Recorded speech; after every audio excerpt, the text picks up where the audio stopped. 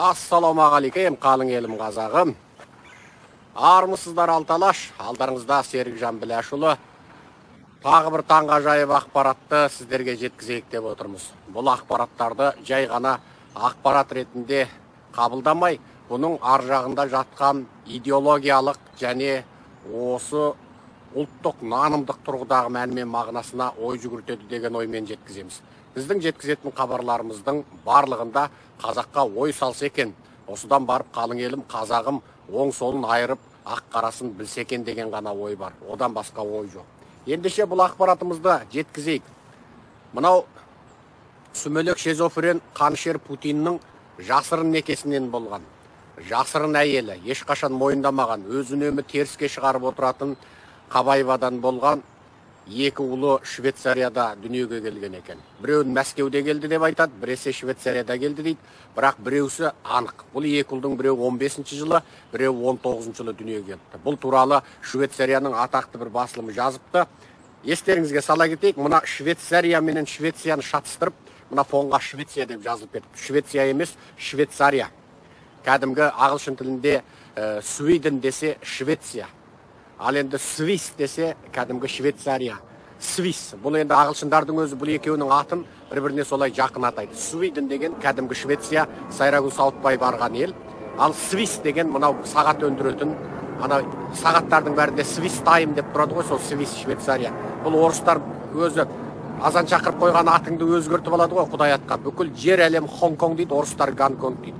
Бүкіл жер әлем Тексас дейді, орыстар Техас дейді. Енді Құдай атқан бір қал енді.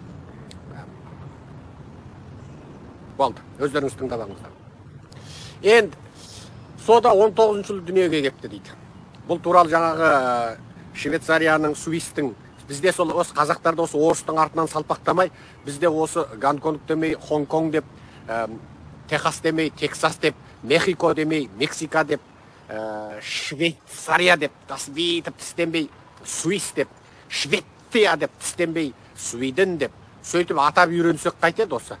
Греция демей, Грекия деп, Турция демей, Түркия деп, осы адам құсап бүкіл жер әлем түсінетін тілде сөйлеп үйренсек қайтеді мына малғұндардың, мына шовинистердің, мына расистердің тілінде сөйлегенше қандай адам жауының тілінде сөйлейді. Енді осы Алина Қабаеваның жаңағы 15-19 жылы туған баласы туралы мына Швейцарияның бір үлкен басылымы жазыпты.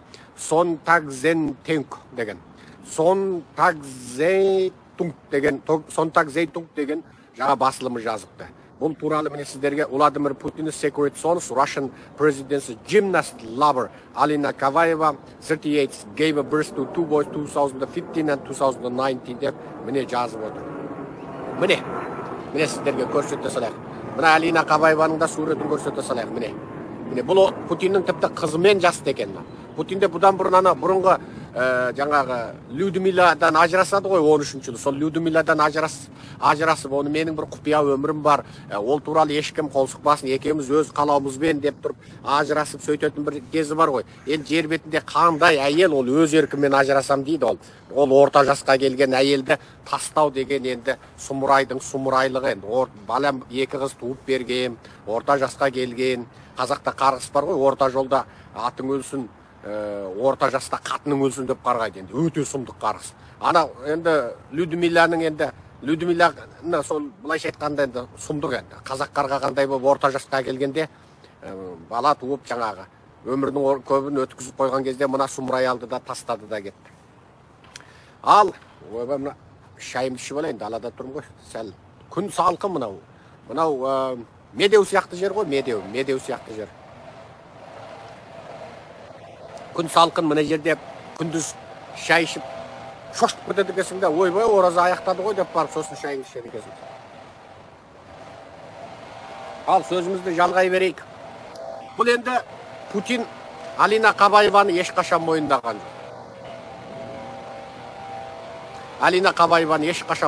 жоқ.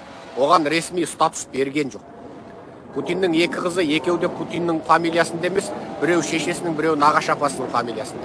Яғни бұлар осындай бір сұмдық енді, бала шағасына дейін бұл енді еуропалық, америкалық кәдімгі ашық жүрген саясаткерлермен салыстыра алмайсың бұлар.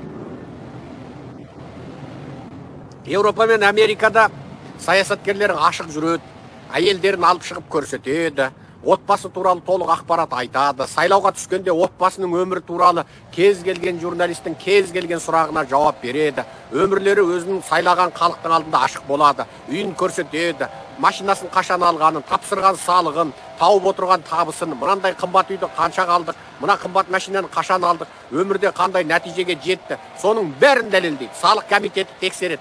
Ал Путин сияқты диктатор, Назарбаев сияқты диктатор, Тоқаев сияқты диктаторда оның еш қайсысы болмайды. Олардың бала шағасы өмірі елдің алдына шықпайды, көрсетілмейді. Назарбаевтың бәленбай тоқалы, оның тоқалдарының мынау Алатау санаториясына иелік етуі, анау Астанадан оған арнайы театрдың берілгені, Еуропа, Америкада офшорлық есеп шоттары, Дариғаның бұрынғы байының былықтары, қазіргі байының былықтары, қазіргі байының бұрынғы былықтары, бұрынғы байының қазіргі былықтары, Құлыбаевтың қазіргі қатынның былықтары, Құлыбаевтың жаңағы көңілдесінің шетелдегі ақшадары, оның Қазақстаннан тапқан заңсыз ақшадары мұнай саласында бәрі былығып жатыр. Біреуі ашық емес. Ал Еуропа, Америка сияқты, Канада, Корея, Сингапур, Тайван сияқты дамыған, өскен, өркендеген. Ай, мына көршімен бір сөйлеспесем болмады ғой. Мен лекция сөйлегенде бұл пысықсы.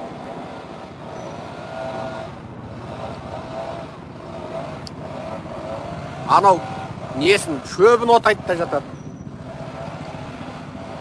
Сіздерге мына дырылдап дауыс естіліп тұрма? Жоқ, мен дауысым жақсы естіліп тұрма?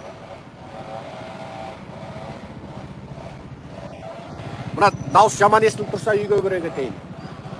Көршімнің өзі 20 минут жаяу жүрсем жететін жерде. Сол мына үлкен алаңқайын. Болды, онда сөйлей берем.